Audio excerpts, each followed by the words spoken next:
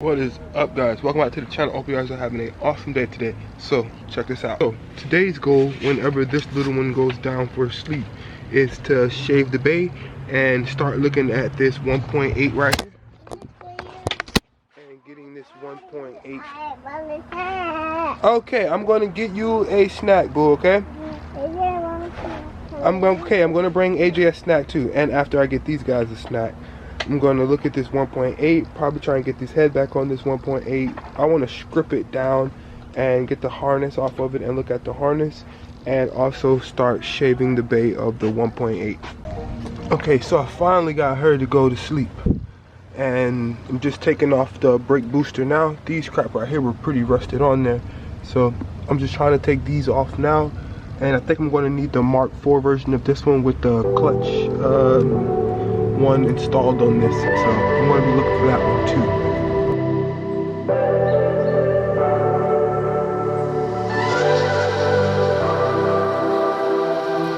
Don't know how it's supposed to be, but I can feel you turn me around. If love can go sideways, look back at me and I won't let you down.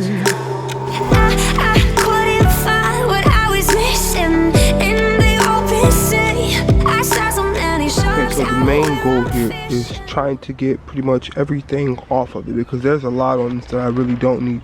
Like the radiator hoses are still on it. All that stuff is pretty much coming off of it. Like the SAI is still on it. All of that stuff coming off of it. So I just want to rip it down and pretty much get it to bare block, because I really do want to paint the block itself too. So yeah, I just want to strip it down to bare block today and just really see what I'm looking at as far as this motor goes. I know if I'm going to be doing this work with motors, I know I need an engine hoist and an engine stand. But until that time comes, this is how you guys get to witness me work on motors. Maybe you're the one for me. The only good thing I see is you. Good thing it's only me and you. Then to get the turbo off, and I actually took that charge pipe off too.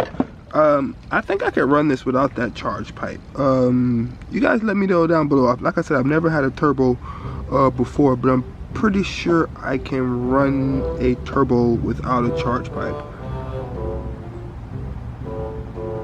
I'm like, I don't know, but I'm pretty sure I can. But here is the bearing on that. I wanted to see if this was good too. But yeah, it seems to be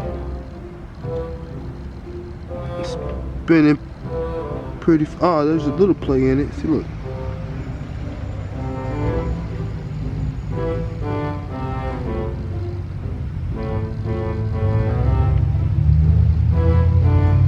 Not too much, but a little bit of play. I know, so that's the turbo. I'm probably gonna pull all this apart and clean it down too, because I hate how dirty it is, before I put it back together. And this big ball of fun right here, these bolts look like they stripped on him, so he couldn't get it off. So I don't know what I'm gonna do about this part right here. Yeah, maybe I can cut my own off and just order another whatever piece this is, but I'll probably just cut it off and get it out and order a new one, whatever it is. But that is the KO3, which doesn't look too bad. Definitely needs to be cleaned up a bit. And check this out. That is that charge pipe. This is the harness. This is what I wanted right here. So that is the fuel injectors right here.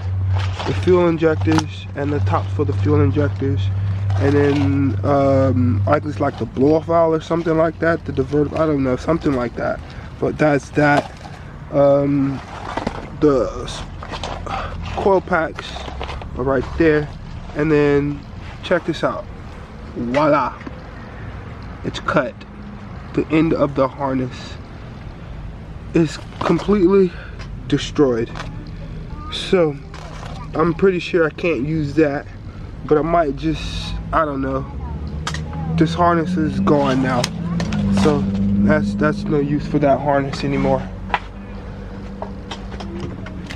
I think this is the alternator one, so I might just hold on to that.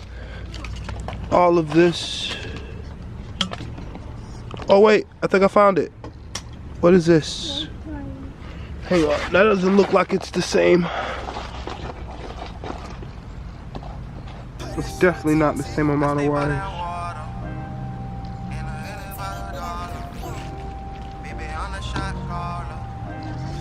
Let's see that piece right there, and then that piece right there. That's definitely not the same amount of wires. But that's that. All of these are just air hoses and radiator hoses, which I'm not using. I'm buying all new of those. All new hoses. The charge pipe, like I said, I don't want to run it, but if I have to, I will, but I don't think I have to. I think you can throw a filter on top of that right there and be perfectly fine. I'm not sure, but I've seen that done before.